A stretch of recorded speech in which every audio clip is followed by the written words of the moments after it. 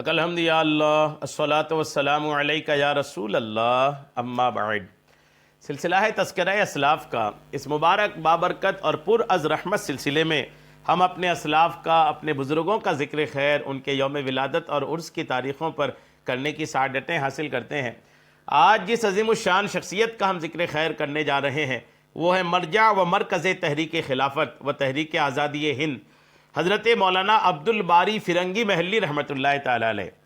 آج آپ کا ذکر خیر ہم اس مناسبت سے کرنے جا رہے ہیں کہ 4 رجب 1344 ہجری کو حضرت کا وصال ہوا تھا۔ آپ کے وصال کی تاریخ پر آپ کی بارگاہ میں خراج عقیدت پیش کرتے ہوئے یہ بیان ہم اپنے ناظرین تک پہنچانے کی سعادتیں حاصل کر رہے ہیں۔ عرض ہے کہ اول تاخیر سماعت کر کے اس کو دوسروں تک پہنچانے کی بھی سعادتیں حاصل کیجیے۔ مرجع و مرکز تحریک خلافت و تحریک آزادی ہند، حضرت مولانا عبدالباری فرنگی محلی رحمۃ اللہ تعالی علیہ۔ حضرت مولانا قیام الدین محمد عبدالباری فرنگی محلی، آپ کی ولادت 10 ربیع الاخر 1295 ہجری 14 اپریل 1878 عیسوی، اور آپ کا وصال 4 رجب 1344 ہجری 19 جنوری 1926 بروز شنبہ۔ ابن مولانا عبدالوہاب فرنگی محلی، ابن عبدالرزاق بن جمال الدین بن علاء الدین احمد بن انوار الحق بن احمد عبدالحق بن ملا محمد سعید سہالوی بن ملا قطب الدین شہید سہالوی رحمۃ اللہ تعالی علیہ۔ حضرت مولانا قیام الدین محمد عبدالباری فرنگی محلی 14ویں صدی ہجری کے نصف اول کی وہ مقتدر شخصیت ہے جس کے محور پر عہد جدید کی ہندوستانی مسلم تاریخ بلکہ ہندوستانی سیاست کی جدید تاریخ بڑی حد تک گردش کرتی ہوئی نظر آتی ہے۔ آپ کے ابتدائی احوال اور تعلیم و تربیت کے بارے میں آپ کے تذکرہ نگار بیان کرتے ہیں کہ اس آفتاب عزت و اقبال کا طلوع 10 ربیع الثانی 1295 ہجری یوم یکشنبہ مطابق 14 اپریل 1878 عیسوی کو ملک العلماء ملا حیدر کی محل سرائے کے ڈیرہ سے ہوا۔ حسب معمول 7ویں دن عقیقہ ہوا اور جد امجد نے قیام الدین محمد عبدالباری اس میں گرامی تجویز فرمایا۔ سچ ہے کہ ان الاسماء تتنزل من السماء، کہ خدا نے اس نام کی برکت سے مولانا کو واقعی قیام الملت والدین بنا دیا۔ جب عمر مبارک 5 سال کی ہوئی، جد امجد مولانا عبدالرزاق فرنگی محلی کی خدمت میں رسم تسمیہ خوانی ادا ہوئی اور قرآن شریف حافظ حاتم علی صاحب اور بعد کو حافظ عبدالوہاب صاحب نبیر نواب ظہیر الدولہ مرحوم سے حفظ کیا اور فارسی اور حساب وغیرہ کی تعلیم متفرق اساتذہ سے حاصل کی۔ اس کے بعد کتب درسیہ کی تحصیل شروع فرمائی۔ 1318 ہجری میں ختم درس فرمایا۔ جس وقت کتب درسیہ کی تحصیل شروع کی، ایک دن بھی ناغہ نہیں ہوا، ہمیشہ درس میں آپ حاضر ہوتے۔ پابندی کا یہ عالم تھا کہ جس دن آپ کی پہلی بیوی کا انتقال ہوا اس دن بھی دفن کے بعد حضرت استاذ الوقت مولانا سید عین القضات لکھنوی کی خدمت میں درس کے لیے حاضر ہوئے۔ یہ باتیں ہیں اسلاف کے تذکرے کی جو بات ہے نا، اسلاف کے تذکرے کی جو وجہ ہے اور ان اسلاف کے تذکرے کی جو برکت ہے وہ انہی باتوں میں ہے۔ یوں تو ہے یہ کہ صالحین کا تذکرہ رحمت الہی کے نزول کا سبب ہے، لیکن سیکھنے کو جو ہمارے لیے ہے، غور کیجئے کہ آپ کی پہلی بیوی کا انتقال ہوا، آپ نے اپنی بیوی کی تجہیز و تکفین سے فارغ ہونے کے بعد درس میں شریک ہوئے، درس ناغہ نہیں کیا۔ مدارس کے طلباء کے لیے بہت بڑا سبق ہے کہ جو چھوٹی چھوٹی پریشانیاں بہانے بنا کر کے درسگاہ ناغہ کر دیتے ہیں، ایسے لوگوں کے لیے بہت کچھ سیکھنے والا کا یہ آپ کی ادا ہے۔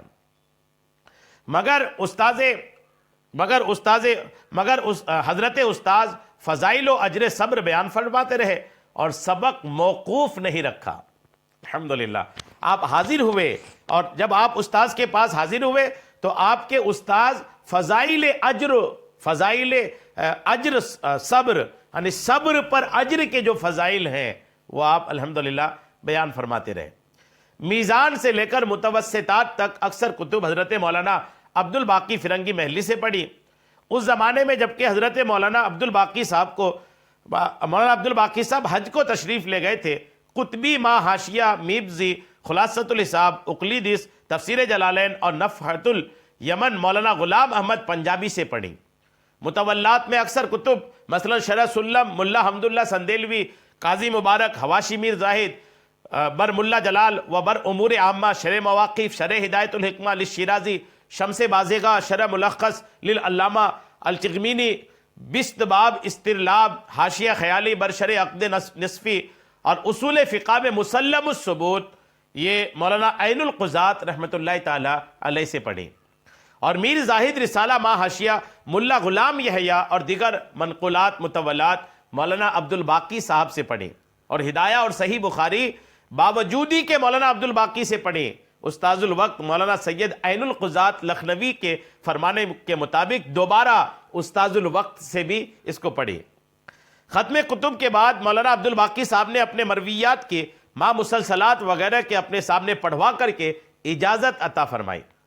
مولانا عبد الباری فرنگی محلی جب اپنے والدین کے ہمراہ 1309 ہجری میں مدینہ منورہ حاضر ہوئے تھے تو سید علی بن سید ظاہر وطنی رحمۃ اللہ علیہ نے مولانا کے والد ماجد مولانا عبد الوہاب فرنگی محلی کو جو اجازت حدیث عطا فرمایا تھا اس میں مولانا اور آپ کے بڑے بھائی کو بھی اجازت حدیث مرحمت فرمائی تھی۔ مولانا کے والد ماجد نے سید علی وطنی رحمۃ اللہ علیہ سے فرمایا کہ میرے اس بچے نے تو ابھی تک عربی شروع بھی نہیں کی ہے۔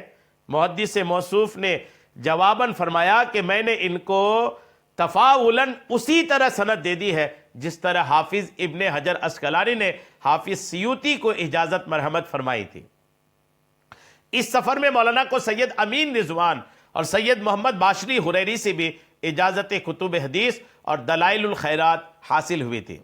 ختم کتب کے بعد مولانا کو اپنے نانا مولانا نور الحسنین بن ملک العلماء مولانا حیدر سے اجازت بسلسلہ سید عابد سندھی اور سید حماد دہلان شافعی مکی سے حاصل ہوئی۔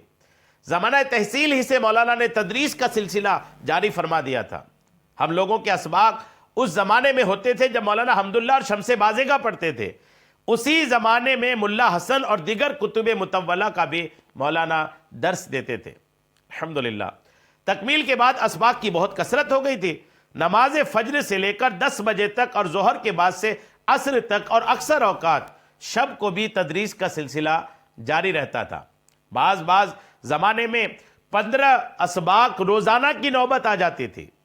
مولانا عبد الباری فرنگی محلی کی عادت تھی کہ شب کو تدریس کی کتابوں کا مطالعہ ضرور فرماتے تھے۔ کتابیں مطالعہ کرنے میں اس درجہ مستغرق ہو جاتے کہ بعض اوقات 2 اور 3 بھی رات کے بج جاتے تھے۔ اور کیجئے مطالعہ میں کتنی آپ مستغرق ہوتے تھے، کتنا گہرا آپ کا ہوتا تھا کہ آپ مطالعے میں ڈوبتے تھے تو رات کے 2 3 بجے تک آپ کتابوں کا مطالعہ فرماتے تھے۔ اور مولانا کتاب دیکھا کرتے تھے۔ ایک پلنگ لکڑی کا بنوایا تھا، اس پر چمڑے کا نہایت سخت تکیہ رکھ کر بلا بچھونے کے لیٹتے اور سرہانے روشنی رکھ کر کتاب دیکھنا شروع کرتے، اور اکثر فرماتے کہ اس طریقہ سے نیند کم آتی ہے اور اگر آنکھ لگ جاتی ہے تو جلد کھل بھی جاتی ہے۔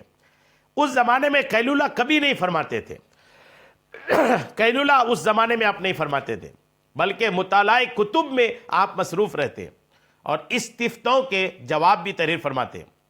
والد ماجد کی تاکید تھی کہ بغیر کتاب دیکھے ہوئے معمولی سے معمولی فتوے بھی تحریر نہ کرو۔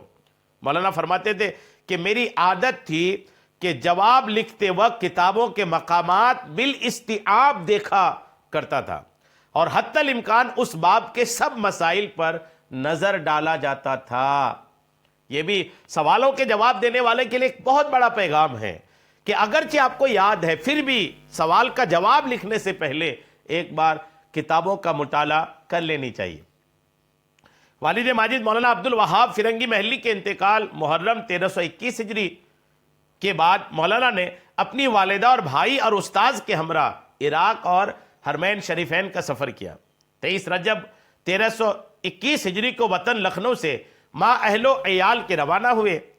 پاسپورٹ نہ ملنے کی وجہ سے بمبئی میں 1 ماہ قیام فرمایا اور آخر شعبان میں بمبئی سے بصرہ کے لیے روانہ ہوئے اور رمضان شریف میں بغداد پہنچے۔